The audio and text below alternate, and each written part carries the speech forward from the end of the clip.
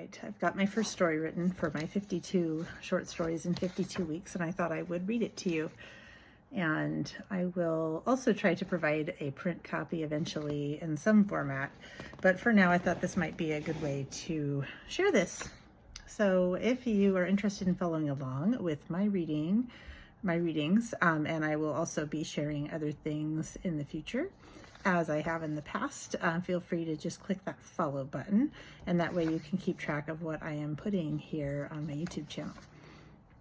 Okay, this is called The Last Night of the World, a mother's version. And again, this is based on Ray Bradbury's short story, The Last Night of the World, which documents a night in which a husband and wife realize that they and everyone else in the world have dreamed the same dream, that the world would be ending that night. There is chaos ensuing in my home. Somebody just screamed, and I don't know why. So I'm going to ignore it, because as far as I can tell, my house is not on fire, and I think we're good. Okay. The Last Night of the World, a mother's version. I'm always the last to know. Without fail, this is the reality of my life as a mother to 5 daughters. And it has possibly always been this way. I don't really know. Would never have known until all of my children age into adulthood. I would be old and near gone, and they would decide it doesn't matter whether I know the nitty-gritty details of their lives, the disturbing details I possibly wouldn't have wanted to know, or the details they felt I would fail to fully appreciate. That day would have come, as it did with my own mother, that they would feel more free to share those details that seemed so impossibly secret at the time. But those days are in the past. That future is imaginary now, as it is no longer a reality, but a dream we all once agreed to believe. For now it is nightfall, and I'm overhearing the conversation that could have happened a year ago, but only now is reaching my ears. One day, a year ago, it appears my teens all experienced the same dream. And of course, in the process of milling around in each other's rooms, playing on their phones, and talking about whatever may have required conversation in the moment, one of them shared about their dream, and then the others slowly, tentatively shared about their exactly identical versions. They put the date in their phones. I suppose I am as much to blame. Is blame the right word? Not necessarily. One can't blame another for failing to recognize the gravity of a dream, a still unknown process by which our brains carry on in secret, waiting until we are unconscious to foist their images and words and feelings upon us.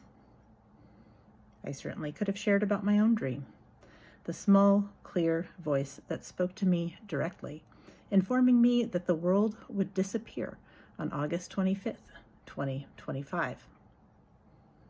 But the day after that night happened, and I've gone back now with an excruciating effort to ascertain exactly what that day looked like. The dog Astrid threw up profusely in her crate, then spent the next half hour scooching around on her butt outside attempting to shit. I worried about a bowel obstruction and scooped her up.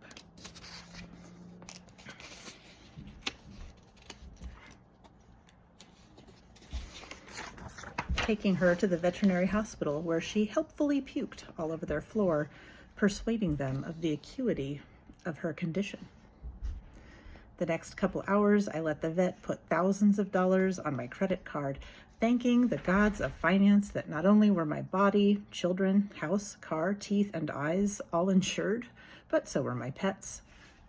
I went home, asked the AI function to help me come up with a good meal, and proceeded to cook a dish of rice, chicken, and tomatoes, which the children each ate with little opposition. Artificial intelligence for the win. I sit now with the irony that the pinnacle of human achievement through AI is to do the thinking about cooking for me and not the actual cooking. So much potential wasted, never to be again after the world ends. So maybe dinner would have been the time to sit down as a family and determine that we had all dreamed the same dream that previous night, and we had been given a specific piece of information, and we were all familiar enough with the wily and unpredictable ways of dreams to know that this was significant and not random, and we should probably touch base with other humans to know their experience that night also.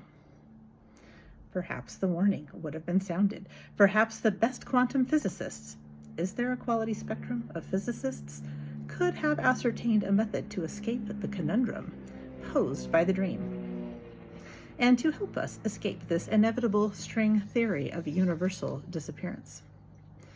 But we sat in silence, thinking about whatever our minds had been focused on that day, wondering about our dog and whether grief was imminent. One of the children, Marty, worked on her puzzle, her latest pastime. She built them one upon the other and had 3 puzzles stacked already, and was building the 4th upon the others. I sat there marveling at her ability to keep the individual layers sorted, as I found the visual aspects to be incredibly distracting. I thought about my undone tasks, endless and all calling to me. I wondered about the weather report and whether I could work outside. We ate. The children resumed their video games downstairs, and I poured myself a drink and promptly fell asleep, exhausted. As the days passed, the dream I had became more and more distant in my mind. I noted no one around me having a conversation about it, for if I had, I would have inserted myself into that conversation and shared my own experience, and so the reality of the dream failed to impress me on any level. But now the children are gathered in the living room, and I am about to grind some coffee beans. I press down on the switch, filling the kitchen with the loud screech of the grinder. Upon shaking and pouring it into a filter, I notice the casual conversation happening at the wraparound couch by the TV. Tomorrow is that day we all dreamed about, Lorraine said. Oh shit, you're right, Jennifer answered. What day? Asked Georgia. Just a day we all had a dream about. It seemed significant at the time that we all had the same dream, so we decided to put it in the calendar. Oh yeah, that's right, I'd forgotten, Georgia said. I think it might be real, Emmy announced solemnly, knowing she always lived in such a way that tomorrow may be the last. She returned to her artwork, always taking herself very seriously. Well, if it is, I'm going to get more sleep. Good night, everyone. Lorraine stood up and headed to her room. Love y'all. Good night, they answered in unison. Lorraine detoured over to me and gave me a hug. Love you, Mom, she said. I love you too, I responded, stunned. I checked my own phone discreetly once she exited. Yes, August 25th. That was the day. Had we all dreamed that same dream? What about you, Georgia? If this is the last day, what are you going to do? I don't know. Maybe take a nice bath. What about Astrid? Will we not get to see her again? I suppose not. Hopefully she's on some good drugs and not feeling any pain, Marty responded. I like being alive, she solemnly said. Then she jumped up with a smile. Good night, I'm going to take a bath. Soon she was belting out Taylor Swift songs like it was the last night on Earth, and she was giving a final concert for her adoring fans. What should I do? I temporarily panicked. This moment, wasn't it significant? Shouldn't we sit down and do something? Shouldn't I say some final, profound words? Shouldn't I call my own parents or friends or the other children? I brought the filter of coffee to my nose and breathed it in. My mind raced with a list of people I should contact, yet I found no impulse to act. If this was it really and truly, then no one is going to remember that conversation anyhow. Saying goodbye only means something when the other person is left behind to survive. I plopped myself down on the couch with the children. I looked outside as the trees swayed in the late summer breeze. I tried to keep worrying about something, anything. But what was left to worry about? I felt relieved. All these years, waiting for love, waiting for energy or alternately sickness, waiting for anything resembling an end point, a destination. Layers of meaning occasionally clashing, like the layers of puzzles Marty stacked on the table. Whoever knew it would come so finally, with so much clarity? The sound of coffee sputtered from the kitchen as I shut my eyes. Maybe I wouldn't even stay awake now.